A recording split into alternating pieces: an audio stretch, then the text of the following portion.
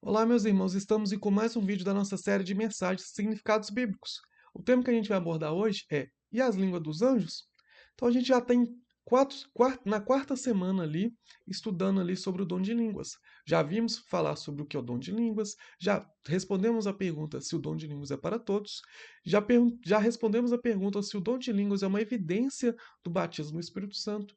E agora fica a pergunta: e a língua dos anjos? Será que essa língua dos anjos que tanto o povo fala existe, ou que até mesmo é citado a língua dos anjos lá por Paulo? Lá em 1 Coríntios 13, 1 vai falar assim: Se eu falar a língua dos homens e dos anjos, mas eu não tiver amor, serei como um sino que ressoa, como um símbolo que retine. O que seria essa língua dos homens e língua dos anjos que o apóstolo Paulo fala? Será que isso é literal ou apenas ali uma metáfora que Paulo está dizendo, ou apenas ali uma ilustração que Paulo está dizendo? Vamos entender um pouco mais? Então, quero voltar lá para o texto de Atos 2 que a gente já leu nas semanas passadas. Quando chegou o dia de Pentecostes, estavam todos reunidos em um só lugar. De repente veio do céu um som como de um vento muito forte e encheu toda a casa na qual estavam sentados. Apareceram línguas de fogo que se separaram e pousaram sobre cada um deles. Todos ficaram cheios do Espírito Santo e começaram a falar em outras línguas, conforme o Espírito permitia que se expressassem. Havia em Jerusalém judeus piedosos que procediam de todas as nações do mundo. Ouvindo-se o som, ajuntou-se uma multidão que ficou perplexo, pois cada um os ouvia falar em seu próprio idioma.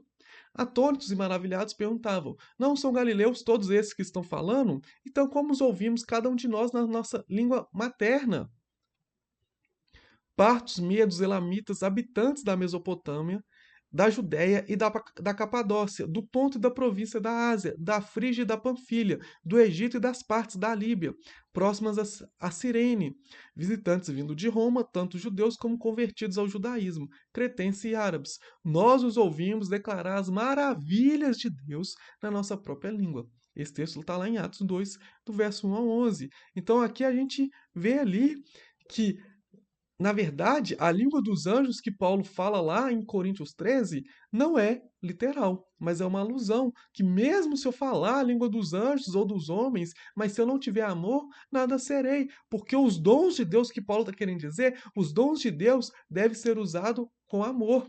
Mas aqui Atos fala claramente, e a gente já viu isso quando a gente falou ali sobre o que é o dom de línguas, que o dom de línguas é você falar as grandezas de Deus em idioma que a gente não tinha aprendido anteriormente. E aqui a gente vê claramente no texto que ali, ó, cada um os ouvia falar em seu próprio idioma e eles perguntavam: não são todos galileus? Então, como ouvimos cada um de nós na nossa própria língua materna? E no final ele fala: nós os ouvimos declarar as maravilhas de Deus na nossa própria língua.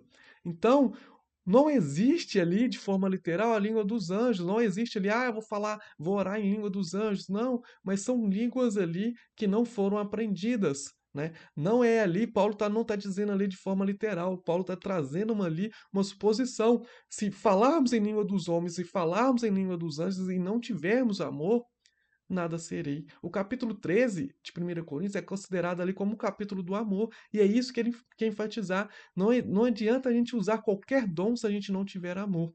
Mesmo que a gente fale na língua dos anjos, mesmo que a gente fale na língua dos homens, se a gente não tiver amor, nada seremos. Então não existe isso da língua dos anjos. O falar em línguas, o dom de línguas, é falar em línguas ali que a gente não aprendeu. Talvez em um idioma ali que a gente nunca ouviu, de um idioma ali que a gente nunca aprendeu. Foi assim que aconteceu em Atos 2, foi assim que aconteceu em todas as ocasiões que houve falar em línguas no Novo Testamento.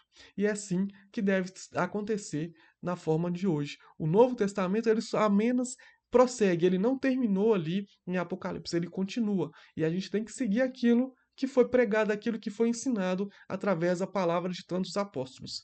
Amém? Espero que tenha ficado claro, espero que vocês tenham entendido. Se com alguma dúvida, deixe aí a sua pergunta, a sua dúvida nos nossos comentários ou nos encaminha nas nossas redes sociais. Se você gostou desse vídeo, deixe um like, se inscreva em nosso canal e te aguardo na próxima semana com mais um vídeo da nossa série de mensagens. Que Deus abençoe sua vida.